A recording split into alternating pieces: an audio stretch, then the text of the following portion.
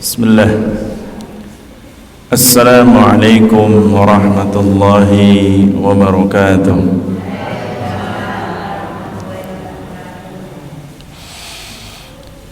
Alhamdulillahi rabbil alamin, alladzi arsala rasulahu bil huda wa dinil haqq liyudhhirahu 'alad dini kullihi walau karihal musyrikun walau karihal kafirun. Wa ashhadu an la ilaha illallah wahdahu la syarika lah,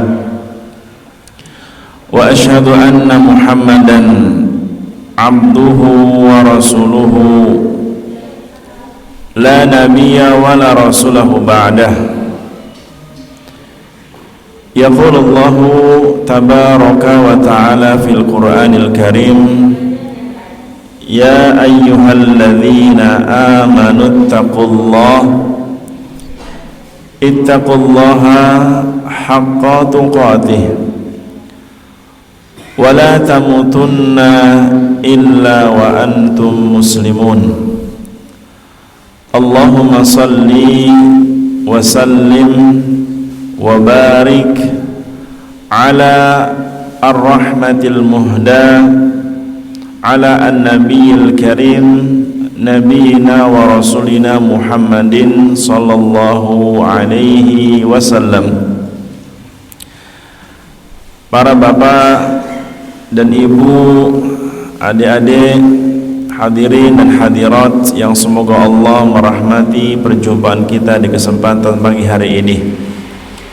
Alhamdulillah, kita bersyukur kepada Allah Azza wa Jalla yang telah memberikan kepada kita banyak kenikmatan, terutama nikmat iman, nikmat yang lebih baik dari dunia dan seisinya, nikmat yang tidak sebanding sedikit pun dengan dunia dan seisinya.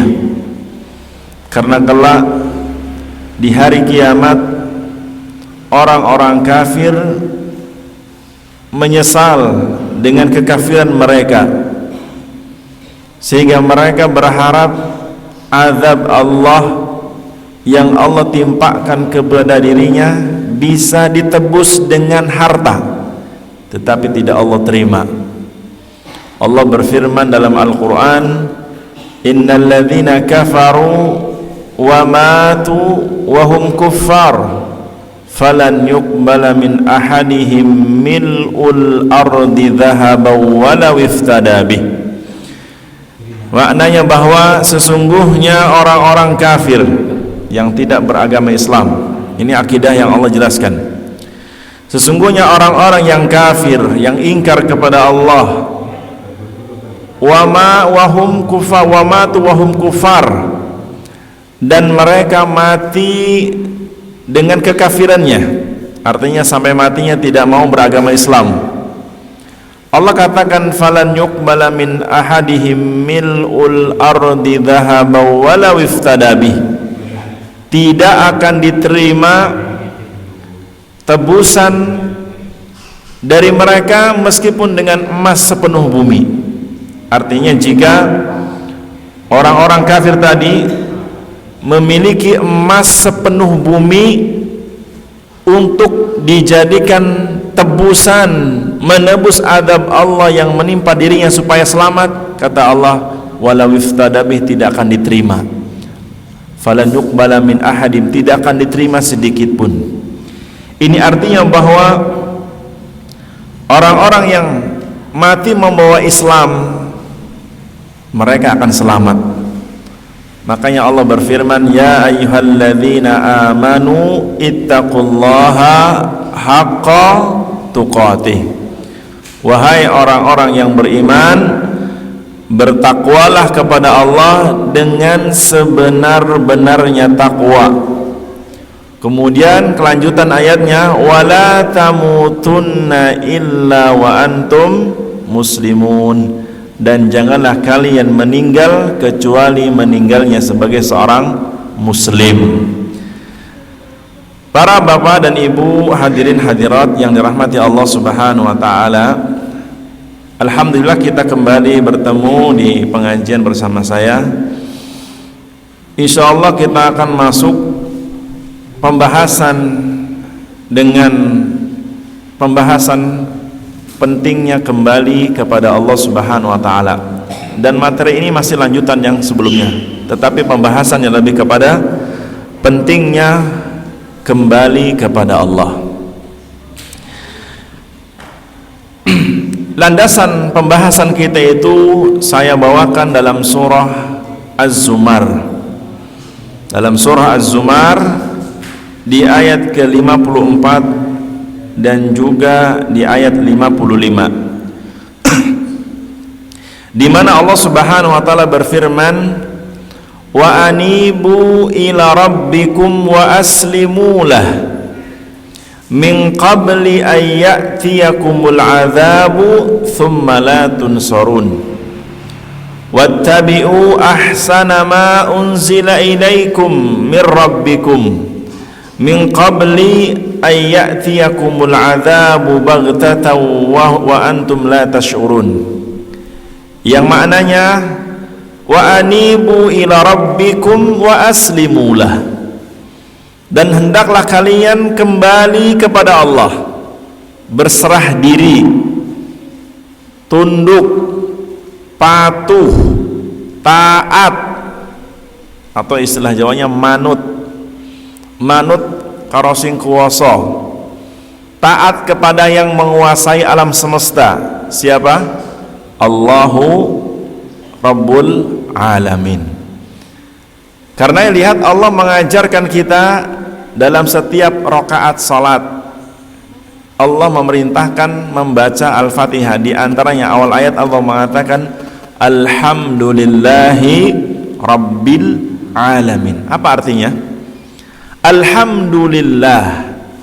Kata Imam Ibnu Katsir, kalimat atau kata alhamdu awalannya ada alif sama lam. Alif lam pada kalimat alhamdu, beliau mengatakan hadhihi dilalatun listighraqi jami'il mahamid.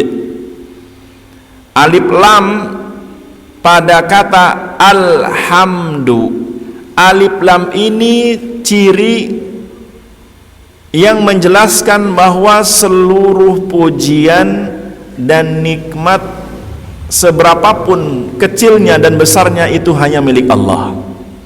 Artinya tidak ada di alam semesta ini yang bukan miliknya Allah. Contoh umpamanya, Ustadz, ini mikrofon kan bukan Allah yang membuat. Siapa yang membuat mikrofon? Insinyur. Baik. Insinyur itu dari kalangan apa? Manusia. Siapa yang menciptakan manusia? Allah. Kemudian siapa yang memberikan ilmu kepada insinyur itu untuk bisa bikin mikrofon? Jawabannya kembali kepada Allah Subhanahu wa taala. Ini artinya bahwa apapun perwujudan yang ada di alam semesta, meskipun itu yang membuat manusia, tetapi hakikatnya Allah. Mobil mamanya, siapa yang buat? Insinyur. Siapa yang menciptakan insinyur? Allah. Siapa yang memberikan ilmu kepada insinyur untuk bisa bikin mobil? Jawabannya kembali kepada Allah. Pakaian, jilbab, peci yang kita kenakan, siapa yang buat? Tukang jahit.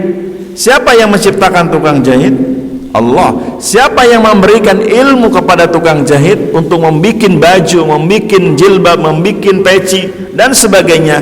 Jawabannya hanya Allah Subhanahu wa taala. Lihat ibu-ibu, bapak-bapak, di pembahasan yang lalu saya juga membawakan firman Allah dalam surah An-Nahl, di mana Allah mengatakan wallahu akhrajakum min butuni ummahatikum la ta'lamuna syai'an. Kata Allah dalam ayat ini, Allah lah, wallahu akhrajakum, Allah lah yang telah mengeluarkan kalian dari perut ibu kalian. dalam kondisi la ta'lamuna syai'an, nggak ngerti apa-apa. Orang iso apa-apa. Lahir, lihat bayi lahir, dia nggak bisa apa-apa. Bahkan saya di kesempatan sebelumnya saya membawakan cerita di zaman siapa? Umar bin Khattab. Ada seorang laki-laki bersama anaknya, yang anak sama bapaknya itu persis kayak kembar.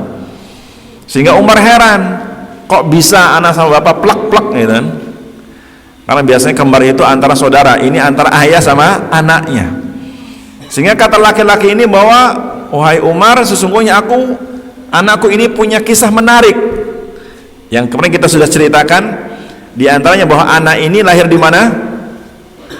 Lupa ceritanya. Anak ini lahir di mana? Di kuburan. Dulu menyangka keluarganya ketika ibunya anak ini mati, disangkanya anaknya juga dalam perutnya ikut mati, dikuburkanlah. Ternyata ketika ayahnya si anak ini pulang, ada keganjilan di kuburannya, itu keluar asap, sehingga digalilah kuburannya, ternyata anaknya masih hidup dan sudah lahir di antara kaki ibunya yang telah jadi mayit. Nah, ini artinya bahwa dalam surah An-Nahl ayat 70 yang Allah sebutkan, wallahu akhrajakum min butuni ummahatikum la ta'lamuna syai'an.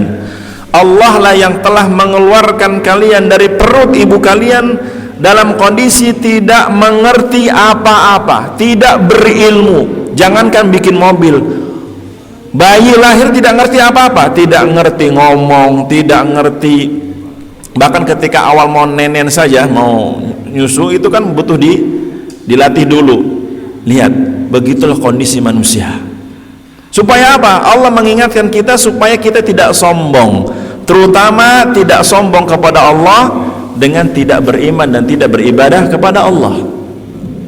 Nah, makanya dalam surah Az-Zumar di ayat 54, saya nanti berharap kalau tema pengajian ini selesai, saya pengen bahas tafsir juz amma nanti, dari An-Nas, Al-Fatihah, kemudian An-Nas, Al-Falaq, Al-Ikhlas. Insyaallah kita bahas nanti. Semoga dipanjangkan umur oleh Allah Subhanahu wa taala. Baik. Dalam ayat ini Allah mengatakan, wa anibu ila rabbikum wa aslimulah. Hendaklah kalian, kata Allah, kembali kepada Allah. Para ulama menjelaskan yang dimaksud kembali kepada Allah itu artinya tadi tunduk, taat, patuh. Tunduk, taat, patuh. Atau istilah Jawanya apa? Manut sama atau terhadap Allah yang Maha Kuasa. Kemudian kata Allah, ketika Allah memerintahkan kita kembali kepadanya, Allah mengancam dengan azab. Min qabli ayyatiyakumul azab, kembalilah kalian kepada Allah, taatlah kepada Allah sebelum datang azab menimpa kalian dan kalian gak bisa ditolong. Para ulama menjelaskan di antara bentuk azab kepada orang yang kafir atau kepada pelaku maksiat, yaitu ketika dia berbuat dosa sampai matinya tidak sempat bertaubat. Orang yang berbuat dosa sampai matinya tidak sempat bertaubat, itu diantaranya bentuk azab yang Allah timpakan di dunia. Jadi tidak bisa bertaubat kepada Allah dari maksiat, tidak bisa masuk Islam. Ketika dia mati, sebelum dia mati, menunjukkan ini azab dari Allah. Ketika orang mati di atas kekafiran, mati membawa agama selain Islam, alamat orang ini sengsara dan akan sengsara seterusnya. Sebagaimana kalau dia mati membawa dosa dan tidak sempat bertaubat, Allah mengatakan, "Tsumma la tunsurun," kalian tidak akan bisa ditolong. Dan juga Allah mengatakan di ayat setelahnya, wattabi'u ahsana ma unzila ilaikum mir rabbikum. Juga kata Allah, ikutilah di antara bentuk mengikuti atau kembali kepada Allah, kata Allah, wattabi'u ahsana ma unzila ilaikum, ikuti apa yang telah Allah turunkan. Apa yang Allah turunkan? Al-Quran. Kepada siapa Allah menurunkan Al-Quran? Kepada Nabi Muhammad sallallahu alaihi wasallam. Melalui siapa? Malaikat Jibril. Nah, Allah perintahkan ikuti apa yang Allah turunkan. Maksudnya amalkan, pahami Al-Quran, kemudian amalkan Al-Quran, maka engkau akan selamat. Karena Al-Quran datangnya dari Rabb kalian, yaitu Allah. Al-Quran kalamullah, Al-Quran ucapan Allah, isinya petunjuk buat beramal bagi orang-orang yang bertakwa. Kita sering dengar ayatnya, contoh dalam surah Al-Baqarah ayat kedua, dzalikal kitabu la raiba fi hudal lil muttaqin. Kan di awal ayat alif lam mim, dzalikal kitabu la raiba fi hudal lil muttaqin. Apa artinya? Itulah Alkitab, maksudnya Al-Quran. Al-Quran kitab yang tidak ada keraguan sedikit pun di dalamnya. Artinya bahwa ketika Allah menjelaskan dalam Al-Quran, Allah mengancam azab kepada orang yang tidak mau kembali kepada Allah, ini ancaman yang benar, bukan hanya gertakan semata. Kan biasanya ada orang suka gertak tapi nggak ada kenyataannya. Nah, Allah menggertak manusia supaya segera kembali kepada Allah, ini bukan main-main, tapi betul-betul ancaman yang pasti akan terjadi ketika dia tidak kembali kepada Allah. Saya teringat mungkin 7 tahun yang lalu di Semarang, di daerah Tembalang, saya pernah diminta, ada seseorang yang saudaranya sakit. Kata saya, sakit apa? Dia bilang, yang sakit Pak Le-nya. Sakitnya itu katanya liver. Tahu sakit liver ibu-ibu? Oh, Pak. Sakit liver itu sakit bagian apa? Hati. Sampai kondisinya sudah parah, sudah bengkak, sudah perutnya kayak orang hamil. Dia bilang, lalu saya bisa nolong apa? Saya bukan dokter. Bukan gitu, Ustadz. Paman saya ini pengen taubat. Dia pengen taubat, pengen sholat. Dan pamannya sudah umur 60 lebih. Dan kondisinya sudah parah luar biasa, sudah terbaring, jangankan duduk, miring aja nggak bisa, sudah telentang. Saya katakan, emang nggak pernah sholat? Sudah Ustaz, cuman istilahnya apa? Belang bentong itu. Kadang-kadang sholat, kadang-kadang ora. Sehingga dia bingung bagaimana sholat ketika kondisinya apa? Sudah terlentang, tidak bisa duduk. Dia bingung. Bahkan katanya dia bilang, Ustaz, dulu beberapa tahun silam dia pernah sakit parah juga. Saya pernah ngingatin untuk sholat, malah saya yang dimarahin. Urusan dewe no. Nah gitu. Tapi sekarang entah kenapa minta kepada saya untuk carikan ustadz yang bisa membimbingnya taubat dan sholat. Saya bilang oke lah, nanti sore saya ke rumah. Ketika ke rumahnya, Masya Allah, rumahnya besar, orang kaya besar. Tapi saya merasa ketika masuk ke rumahnya, rumah ini apa istilah orang Jawa itu, suwung, kayak suwung. Apa suwung? Kayak nggak pernah dihuni gitu. Sehingga rumah ini gelap, nggak ada cahaya ibadah. Saya katakan, mana bapaknya? Di belakang. Rumahnya besar, yang punya rumah lagi sakit parah, ditempatkan di belakang rumah, bukan di paling depan. Di mana? Di belakang. Saya datang ke belakang, di pojok kamar kecil kayak gudang. Subhanallah. Saya bilang, di sini bapaknya? Iya. Kenapa nggak di depan Kan ini rumah dia. Kata anaknya, kalau di depan repot, apalagi kalau buang air kan repot, mondar-mandir, biar di belakang sekalian. Dan memang ini bukan kamar gitu ya. Subhanallah. Yang punya rumah sakit ditempatkan yang paling belakang. Rugi. Saya kata, sudah, mana bapaknya? Ketika saya masuk, merintih-rintih kesakitan. Aduh, saya bilang, ada apa Pak? Mas, tolong saya pengen taubat, ajarin saya sholat Mas. Saya bilang, Bapak nggak pernah sholat? Ya kadang sholat, kadang tidak, cuma saya lupa bagaimana sholat, dan saya bingung bagaimana sholat kondisi saya seperti ini. Saya bilang, Bapak bisa duduk? Nggak bisa Mas, saya hanya bisa seperti ini, saya tidak bisa miring, jangankan duduk, miring aja nggak bisa, sambil teriak-teriak sakit. Akhirnya saya katakan kepada ibunya sudah tua juga. Mana ibunya? Itu di belakang. Saya panggil ibunya. Ibu sholat. Alhamdulillah Ustaz, saya sholat. Cuman ya Bapak kadang sholat, kadang nggak dulu waktu saya gitu. Seringnya nggak sholat katanya. Sudah, akhirnya saya waktu itu saya ruqyah dulu. Atau enggak, sebetulnya saya ngajak dia untuk bertaubat kepada Allah. Saya pertama mengajak dia untuk bertaubat, beristighfar kepada Allah, minta ampun dari segala dosa.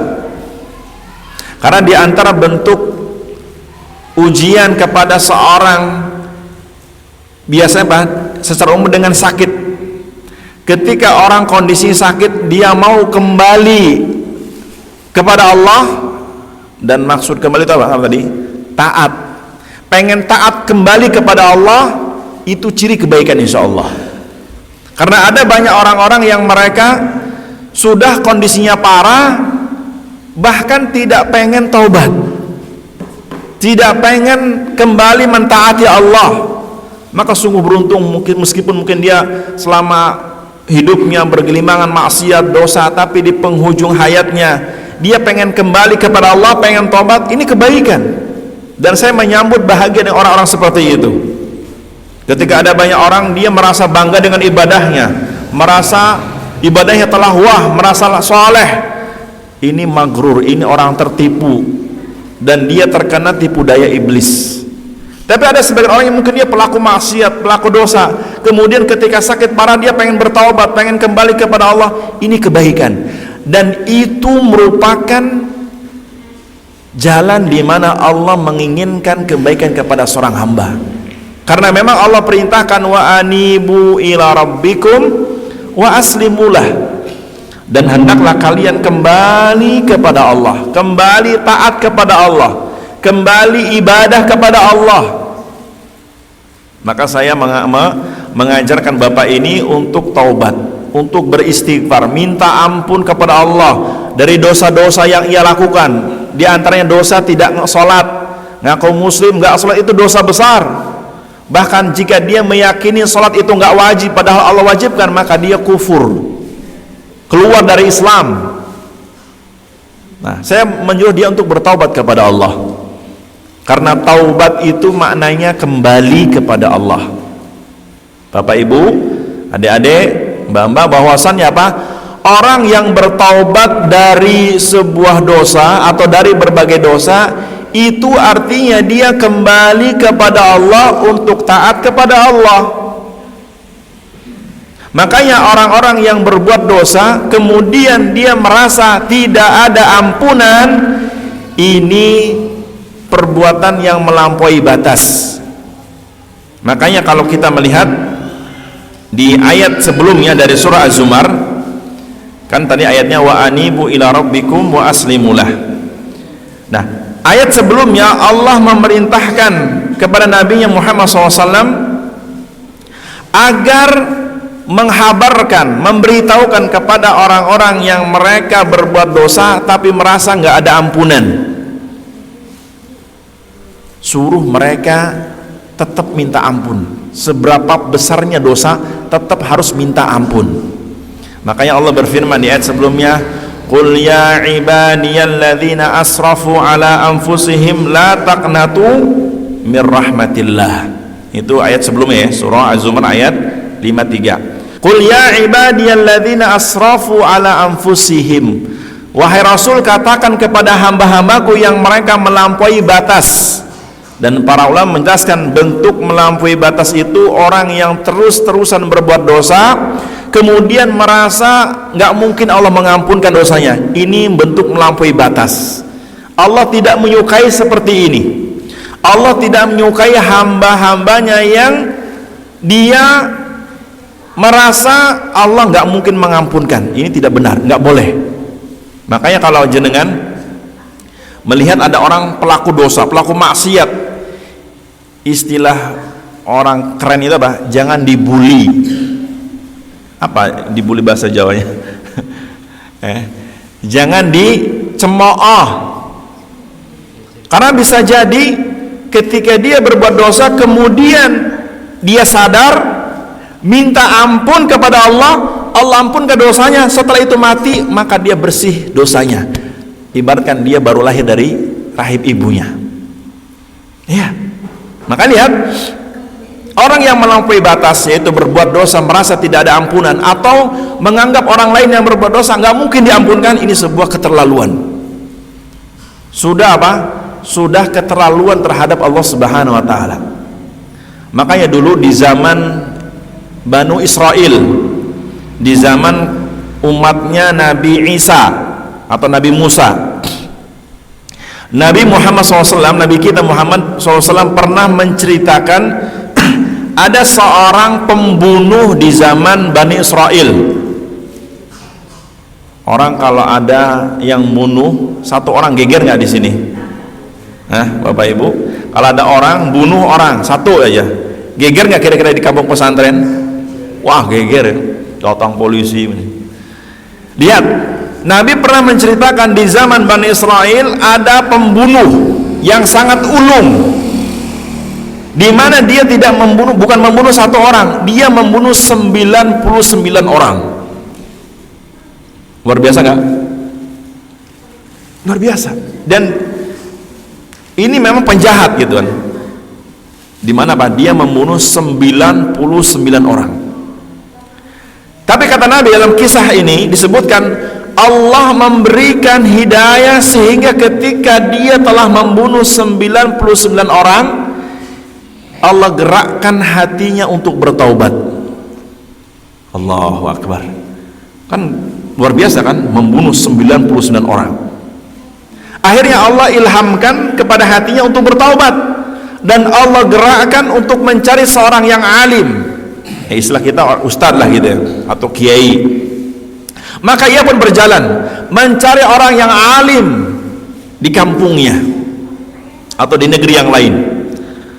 Ketika mendapati seorang pendeta, ya pendeta kan orang alim di zaman dulu, karena zaman dulu nggak kenal ustadz, nggak kenal kiai. Zaman dulu mengenalnya pendeta. Di zaman apa? Sebelum umat Nabi Muhammad. Bertemulah seorang pendeta dan dia meminta petunjuk. Maka sang pendeta mengatakan, adik-adik dengar ya, adik-adik, makannya nanti ada hadiah nih, kalau nggak bisa jawab nggak dapat hadiah. Nanti ceritanya saya tanyakan.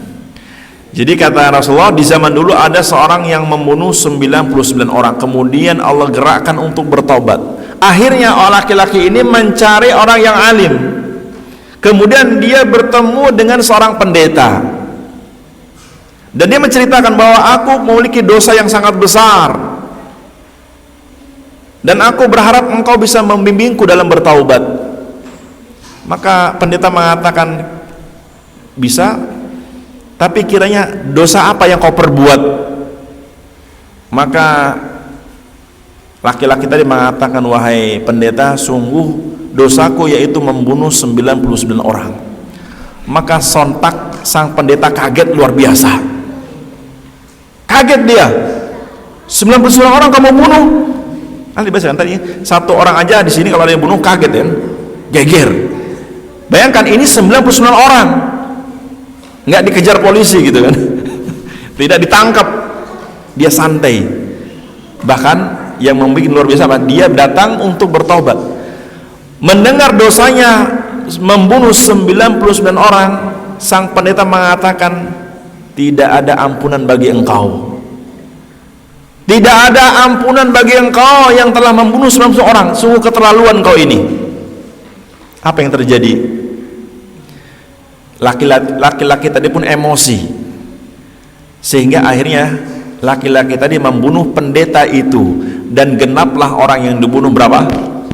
100. Pendeta dibunuh akhirnya, sehingga jumlah orang-orang yang ia bunuh berjumlah 100 orang. Tetapi setelah beberapa waktu dia tetap menyesal kembali. Dorongan hatinya untuk bertobat tetap ada, meskipun dia barusan membunuh 1 orang yang genaplah dia orang yang dibunuh 100 orang.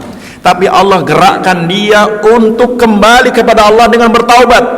Akhirnya dia pun bertemu orang alim yang lain, dan dia menceritakan kondisinya, menceritakan dosa yang telah ia perbuat. Tetapi sang alim yang kedua memang betul-betul berilmu, betul-betul faham tentang agama Allah. Maka dia mengatakan, insya Allah ada taubat dari Allah buat dirimu. Insya Allah Allah akan menerima taubatmu. Maka sang alim mengatakan, tetapi aku memberikan arahan kepada engkau supaya engkau betul-betul bertobat dengan taubat yang benar. Maka pembunuh tadi mengatakan, wahai pendeta, apa yang harus aku perbuat supaya aku diterima taubatku oleh Allah? Maka sang pendeta mengatakan, engkau harus meminta ampun kepada Allah terlebih dahulu, menyesali perbuatanmu. Kemudian sang pendeta mengatakan, engkau harus hijrah. Engkau harus hijrah, meninggalkan kampungmu, karena kondisi kampungmu sudah tidak baik buat engkau. Engkau harus hijrah ke tempat yang lain. Di sana banyak orang-orang yang saleh yang akan mengubah kondisimu. Maka pembunuh tadi mengatakan, baiklah kalau gitu, aku meminta ampun kepada Allah dari semua dosaku, termasuk dosa membunuh 100 orang, dan aku jujur untuk kembali kepada Allah. Maka dia pun berjalan menuju kampung yang ditunjukkan oleh sang alim tadi. Ketika di perjalanan, malaikat maut datang menghampirinya.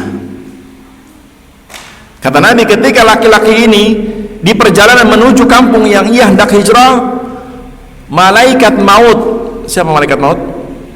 Malaikat yang akan mencabut nyawa datang menghampirinya dan mencabut nyawanya, dan dia mati di jalan sebelum sampai kepada tempat yang diperintahkan oleh si alim untuk memperbaiki dirinya. Ketika laki-laki ini, kata Nabi SAW dalam hadis tersebut disebutkan, ketika laki-laki yang berbuat dosa tadi meninggal di perjalanan, maka malaikat yang hendak membawa ruhnya bertengkar. Disebut dalam riwayat 2 malaikat, yang pertama malaikat rahmah, yang kedua malaikat azab, datang menghampiri si mayit tadi hendak membawa ruhnya. Adapun malaikat rahmah mengatakan bahwa aku diperintah untuk mengambil ruhnya karena dia sudah bertaubat dari dosanya. Tetapi malaikat azab mengatakan, tidak, aku diperintah juga untuk mengambil rohnya karena sungguh orang ini belum bertaubat, belum sampai kepada tempat yang ia harus merubah atau memperbaiki dirinya. Maka bertengkar, lihat malaikat bertengkar. Malaikat siapa? Malaikat siapa, adek? Wah, adeknya sibuk ngobrol. Malaikat siapa yang bertengkar? Gak nyambung. Malaikat azab sama malaikat rahmat. Apa yang dipertengkarkan? Tentang membawa ruhnya orang yang bertaubat tadi. Maka dengan izin Allah, kata Nabi SAW, Allah pun mengutus malaikat Jibril untuk melerai 2 malaikat yang bertengkar tadi. Maksudnya berselisih, bukan bertengkar, berselisih, berseteru tentang dia yang lebih berhak membawa ruhnya. Maka Allah mengutus malaikat Jibril untuk memberikan keputusan kepada 2 malaikat, malaikat rahmah dan azab, untuk memutuskan siapa yang lebih berhak membawa ruhnya orang ini. Maka diputuskanlah dari keputusan malaikat Jibril, masing-masing malaikat untuk mengukur berapa jarak yang ia tinggalkan. Adapun malaikat azab, malaikat Jibril perintahkan untuk mengukur berapa jarak dari tempat yang ia berbuat dosa sampai tempat dia meninggal, berapa jaraknya. Kemudian malaikat Jibril memerintahkan siapa? Malaikat rahmat untuk mengukur jarak tempat dia meninggal sampai tempat yang akan dia tuju, yang dia memperbaiki diri. Maka keduanya menghitung berapa jaraknya. Kemudian Kata Nabi SAW, Allah memerintahkan bumi, tanah, karena tanah ini makhluk Allah bukan? Bapak Ibu, tanah yang sekarang kita di atasnya dibangun masjid, tumbuh pepohonan, tanah itu makhluk Allah bukan? Makhluk Allah. Kata Nabi SAW, ketika dua malaikat tadi sedang menghitung jarak antara keduanya, Allah mengilhamkan kepada makhluknya bernama tanah untuk qarib, untuk mendekat. Terutama apa? Allah ilhamkan kepada tanah untuk jaraknya lebih dekat kepada tempat yang dituju, bisyibrin, dengan 1 jengkal. Maka ketika dihitung selesai, ternyata jaraknya itu hampir sama, cuman beda 1 jengkal, yaitu lebih dekat kepada tempat yang dia hendak memperbaiki diri. Akhirnya diputuskan yang berhak membawa rohnya malaikat rahmah, dan itu menjadi ciri Allah telah menerima tobatnya dari berbagai dosa atau dari dosa membunuh. Allahu Akbar. Para bapak dan ibu, hadirin dan hadirin yang dirahmati Allah Subhanahu wa taala, lihat seberapapun besar dosa seorang hamba, jika dia mau kembali kepada Allah sebelum datangnya kematian, Allah pasti akan menerima tobatnya. Bahkan Allah mengancam atau Allah tidak menyukai orang-orang yang berbuat dosa dan dia merasa tidak ada ampunan, Allah tidak suka. Seberapa besar pun dosa kita, ampunan Allah jauh lebih luas. Dalam hadis qudsi, hadis kursi itu hadis yang dia firman Allah. Allah pernah berfirman dalam hadis kursi, ya ibna Adam, lau balagat dhunubuka ananas sama' thumma astaghfartani faghafara lak wala ubali. Wahai anak Adam, kata Allah, sekiranya kau memiliki dosa sepenuh bumi, sekiranya dosamu memenuhi langit, kemudian engkau sadar dan engkau minta ampun kepadaku, aku akan ampunkan dosa-dosamu dan tidak akan peduli dengan kondisimu. Lihat, Allah Subhanahu wa ta'ala mengatakan, wahai anak Adam, sekiranya kau berbuat dosa dan dosamu sepenuh bumi, sepenuh langit, tapi engkau masih sadar, Allah Maha Pengampun, datang kepada Allah minta ampun, Allah menjanjikan ampunan seberapa banyak dosanya, bahkan lebih dari dosanya. Makanya Allah mengatakan, qul ya ibadiyalladzina asrafu ala anfusihim la taqnatu min rahmatillah. Katakan wahai Rasul kepada hamba-hambaku yang mereka melampaui batas, merasa tidak ada ampunan bagi dosa-dosanya, la taqnatu min rahmatillah, jangan pernah putus asa dari ampunan Allah, jangan pernah putus asa dari rahmat Allah. Innallaha yaghfiru dzunuba jami'a, sungguh Allah itu mengampuni seluruh dosa. Innahu huwal ghafurur rahim, sesungguhnya Allah Maha Pengampun lagi Maha Penyayang. Cuman Bapak Ibu yang dirahmati Allah Subhanahu wa taala, perlu dicatat, orang yang berbuat dosa, dosanya akan diampuni kalau dia bertaubat sebelum meninggal. Paham? Tapi kalau dia tidak sempat, paham? Tidak sempat bertaubat, keburu mati. Jika dia orang yang kafir, maksudnya tidak beragama Islam, sampai matinya dia tidak sempat masuk Islam, maka alamat tidak ada ampunan sedikit pun dari Allah. Saya ulangin, ini perkara penting. Jika ada orang kafir, karena nggak ada orang kafir yang taat, semua orang kafir itu apa? Pelaku dosa. Dengan kekafirannya dia semua pelaku dosa. Jika orang itu mati dan dia kondisinya kafir, tidak beragama Islam, sampai matinya tidak sempat masuk Islam, alamat orang seperti ini tidak ada ampunan sedikit pun, dan Allah tidak akan mengampuni dosa-dosanya. Tapi kalau ada orang, dia seorang muslim tapi pelaku dosa, umpamanya durhaka kepada orang tua, dosa besar apa dosa kecil ibu-ibu? Durhaka kepada orang tua, anak-anak, adik-adik, durhaka ngelawan bapak ibu, itu dosa kecil apa dosa besar? Dosa besar, ancamannya azab. Jika seorang anak durhaka, tapi dia muslim, durhaka, sampai mati tidak bertobat dari durhakanya, kata para ulama, jika dia mati masih punya keislaman, tapi punya dosa yang lain, dia di bawah kehendak Allah. Artinya apa?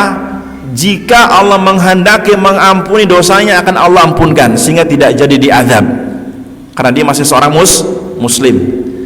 Tapi kalau Allah menghendaki tidak mengampuni dosanya, maka alamat si hamba ini akan diazab, tetapi azabnya tidak selama-lamanya di neraka. Artinya diazab sebatas dosa.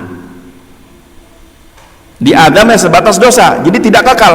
Kalau dia diazab dan selesai jatah azabnya, baru dikeluarkan dari neraka. Cuman jangan dikira, Ustaz nggak apa-apa lah, kan diazab sebentar. Enggak, hitungan azab di hari kiamat itu tidak sebentar. Kalau ada orang mengatakan, Ustaz tidak apa-apalah saya diazab di neraka barang sehari, ingat, satu hari di hari kiamat itu bukan seperti satu hari di dunia. Satu hari di dunia berapa jam? Itu sehari semalam 24 jam. Sehari semalam 24 jam. Itu di dunia. Tapi kalau sehari di akhirat itu bukan 24 jam, tapi 1000 tahun lamanya hitungan dunia. Ustaz, dari mana Ustaz tahu?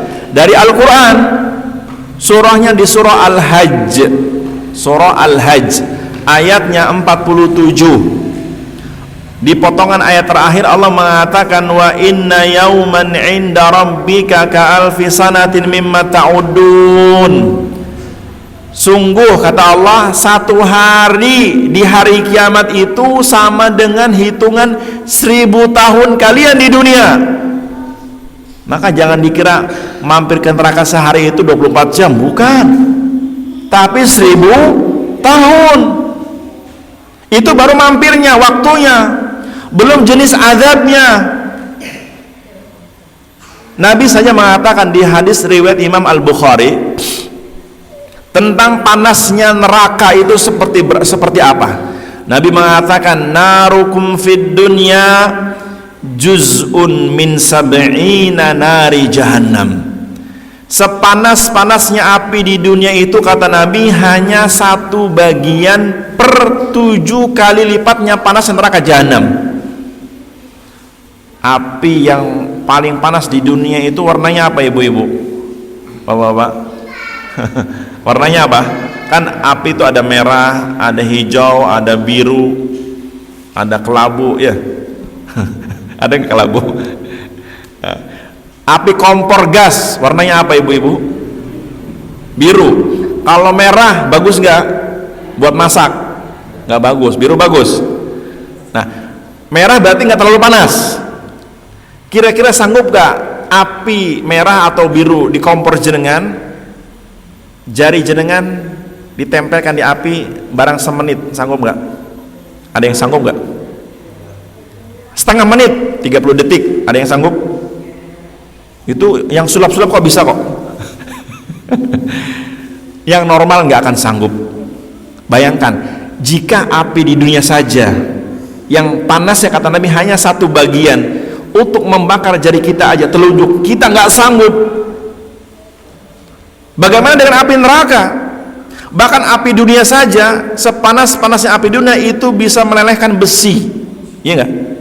Besi-besi yang bisa dibentuk seperti ini kan bisa dibentuk. Ini bisa dibentuk pakai apa ini besi ini? Pakai api, iya kan?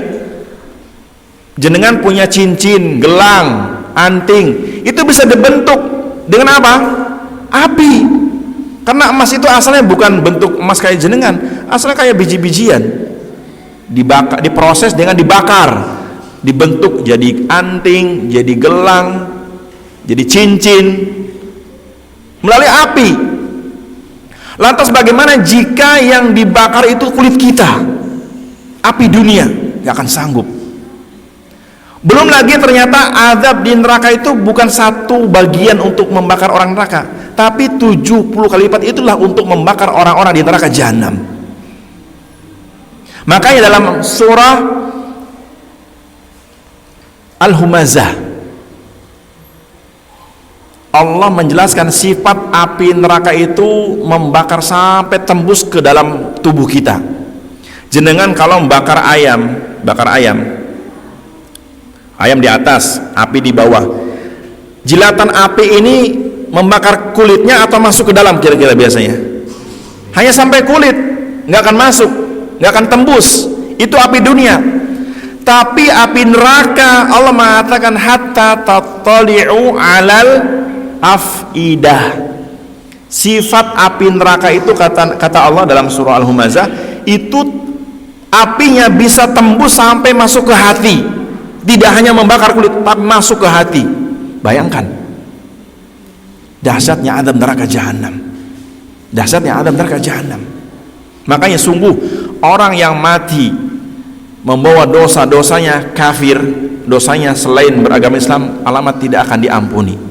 Tetapi kalau dia dosanya masih dosa di bawah kekafiran, artinya dia masih seorang muslim tapi dosanya dosa yang lain, alamat di bawah kehendak Allah. Jika Allah menghendaki mengadab, akan Allah adab, tetapi sebatas dosa, tidak akan lebih.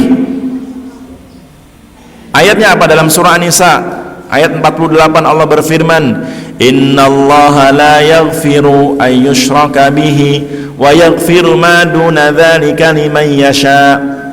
Sesungguhnya Allah tidak akan mengampuni dosa syirik. Maksudnya apa? Orang-orang yang mati berbuat kesyirikan, berbuat kekufuran, tidak bertobat, Allah tidak akan mengampuni. Alamat dia akan diadab selama-lamanya dan tidak akan pernah keluar dari neraka jahanam. Wa yaghfiru ma duna dzalika liman yasha. Tapi kalau dosanya selain syirik, mati bawa dosa tapi masih muslim, di bawah kehendak Allah, kata Allah. Dan tadi maknanya di bawah kehendak Allah maknanya apa? Yang dimaksud di bawah kehendak Allah maknanya jika Allah menghendaki mengampuni dosanya maka dia diampuni dan tidak jadi diadab. Tapi jika Allah menghendaki mengadabnya akan Allah adab sesuai dengan kadar dosa, tidak akan kekal selama-lamanya. Kemudian juga Allah mengatakan di akhir ayat, innallaha yaghfiru dzunuba jami'a. Sungguh Allah mengampuni seluruh dosa jika pelakunya bertobat. Jika tidak, alamat tidak akan diampuni. Nah, itu makna dari firman Allah Subhanahu wa taala. Makanya penting ketika kita di kondisi apapun, terutama ketika kita berbuat dosa, segera beristighfar. Maka lihat syariat Islam setelah sholat wajib salam itu apa yang diucapkan, yang Nabi ajarkan? Istighfar kan? Intinya apa istighfar itu? Minta ampun dari apa? Dari dosa. Lihat, setelah sholat Nabi mengajarkan minta ampun kepada Allah, karena bisa jadi sholat kita tidak diterima atau bisa jadi sholat kita banyak kekurangan, sehingga Nabi mengajarkan kita setelah salam dari sholat, astaghfirullah, astaghfirullah, astaghfirullah, minta ampun kepada Allah dari dosa-dosa. Kemudian mengatakan Allahumma antas salam wa minkas salam, ya, tabarak ta'ala jalali wal ikram. Ini yang Nabi ajarkan agar kita kembali kepada Allah, selamat dari azab Allah. Makanya jika seorang hamba banyak beristighfar, Allah menjanjikan banyak kemudahan.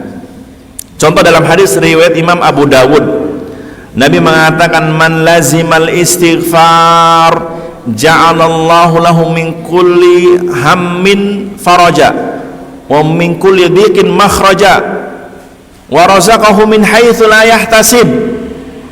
Kata Nabi dalam hadis riwayat Imam Abu Dawud, siapa yang sering beristighfar, artinya istighfarnya tidak hanya habis sholat saja, sambil jalan istighfar, duduk istighfar, iya kan? Sambil dengar pengajian beristighfar, keluar dari masjid selesai sholat, selesai pengajian istighfar, sambil jalan istighfar. Kata Nabi, siapa yang lisannya selalu minta ampun kepada Allah, lisannya mengucapkan astaghfirullah, astaghfirullah, ya Allah aku minta ampun dari dosa-dosaku ya Allah. Kata Nabi, siapa yang lisannya minta ampun, sering minta ampun kepada Allah, Allah memberikan 3 keutamaan. Catat ibu-ibu, catat bapak-bapak. Apa keutamaannya? kata Nabi, ja'alallahu lahu min hammin faraja. Allah jadikan kegalauannya dihilangkan. Apa kegalauan? Galau itu bahasa keren ya, bahasa dulunya apa? Gelisah. Galau itu bisa diartikan juga gelisah. Apalagi stres. Apalagi kalau orang dulu namanya gundah gulana. Oh, dia nggak tentu duduk, pikirannya kacau. Nah, ketahuilah kata ulama, orang yang sering galau sebabnya dosa. Orang yang sering galau sebab mendasarnya dosa. Karena dosa bikin pikiran kacau, karena dosa bikin hati rusak. Solusinya apa? Istighfar, minta ampun. Karena istighfar melapangkan hati, istighfar melembutkan hati, istighfar menyejukkan hati. Karena ya kata Nabi, orang yang senantiasa beristighfar, Allah akan melapangkan hatinya dari kegalauan, dari kegelisahan. Yang kedua keutamaannya, wa min kulli dhiqin makhraja. Allah akan memberikan solusi dari kesusahannya. Allah akan memberikan solusi dari kesusahannya. Maka orang yang merasa susah apa? Susah urusannya, susah rumah tangganya, susah didik anak, susah yang lain, solusinya juga di antara solusinya beristighfar. Karena biasanya penghalangnya dosa. Orang urusannya susah terus, di antara sebabnya itu karena dosa. Maka di antara solusinya minta ampun agar dimudahkan urusannya. Yang ketiga keutamaannya juga kata Nabi, wa razaqahu min haitsu la yahtasib. Allah akan memberikan rizki dari arah yang tidak disangka-sangka. Ora dinyono istilah Jawanya. Allah akan memudahkan rizkinya dari arah yang tidak disangka-sangka. Itu buah dari orang yang sering beristighfar, sering minta ampun kepada Allah Subhanahu wa ta'ala. Maka saya berharap di pengajian kita hari ini menjadi nasihat buat saya pribadi, juga buat bapak-bapak, ibu-ibu dan seluruh yang hadir, agar kita senantiasa minta ampun kepada Allah. Sungguh minta ampun itu bagian dari kembali kepada Allah, kembali taat kepada Allah.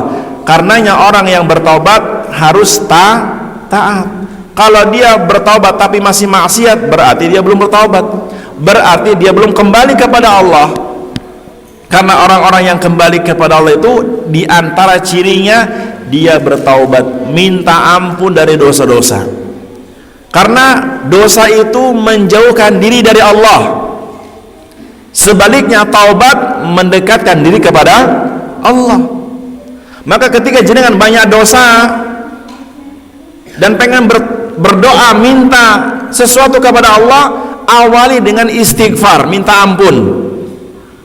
Catat Bapak Ibu, kalau kita berdoa minta apa? Minta dimudahkan rizki, minta dimudahkan urusan, minta dimudahkan segala apa yang menjadi keinginan kita.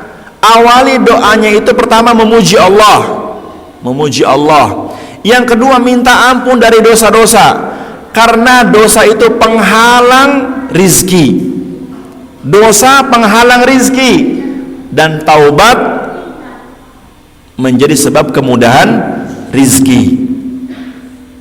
Minta ampun, jadi memuji Allah dulu, minta ampun kepada Allah dari dosa, baru minta hajat kepada Allah. Minta apa yang kita minta kepada Allah, minta dimudahkan rizki, minta dianugerahi anak, minta dimudahkan untuk mungkin yang belum punya rumah dan sebagainya. Jadi tahapan yang ketiga, pertama memuji Allah, menyanjung Allah, minta ampun dari dosa-dosa, atau sebelumnya setelah memuji berselawat dulu. Jadi kalau berdoa itu ada urutannya ya. Pertama memuji. Contohnya bagaimana Ustaz memuji Allah dalam berdoa? Contohnya dalam hadis riwayat Imam Abu Dawud, ada seorang sahabat yang mengawali doanya dengan memuji Allah. Bagaimana lafadznya? Saya kira mudah insyaallah. Lafadznya gini, Allahumma inni as'aluka bi annaka antallah la ilaha illa antal ahad as-samad lam yalid walam yulad walam yakul lahu kufuwan ahad. Hafal? Ada yang pernah praktek doa ini? Saya ulangin atau saya talkin. Saya dulu, nanti ikutin. Allahumma inni as'aluka bi annaka antallah la ilaha illa anta. Bukan la ilaha anta, la ilaha illa anta as-samadu. Nah, setelahnya surah Al-Ikhlas, lam yalid walam yulad walam yakul lahu kufuwan ahad. Lagi, Allahumma inni as'aluka bi annaka antallah, atau disingkat bi annaka antallah la ilaha illa anta as-samad lam yalid walam yulad walam yakul lahu kufuwan ahad. Baik Bapak Ibu sekalian, intinya bahwa di pengajian kali ini saya mengajak kepada diri pribadi dan para jamaah sekalian, baik Bapak-bapak, Ibu-ibu, untuk senantiasa kembali kepada Allah. Dengan apa? Di antaranya dengan bertaubat, di antara dengan ketaatan, dengan ibadah salat, dengan ibadah-ibadah yang lain. Karena hakikatnya ibadah kepada Allah itu hakikatnya kembali kepada Allah, mentaati Allah. Ketika orang tidak beribadah berarti dia menjauhi Allah Subhanahu wa taala. Karena ya dosa dan maksiat itu hakikatnya menjauhi Allah Subhanahu wa taala. Dan taubat serta istighfar adalah kembali kepada Allah Subhanahu wa taala. Semoga Allah Subhanahu wa taala memberikan ampunan kepada kita semua dari segala dosa dan menerima taubat-taubat kita sebelum kematian, sebelum ajal menjemput kita masing-masing. Saya cukupkan, semoga bermanfaat. Saya tutup, subhanakallahumma wa bihamdika asyhadu an la ilaha illa anta astaghfiruka wa atubu ilaik. Assalamualaikum warahmatullahi wabarakatuh.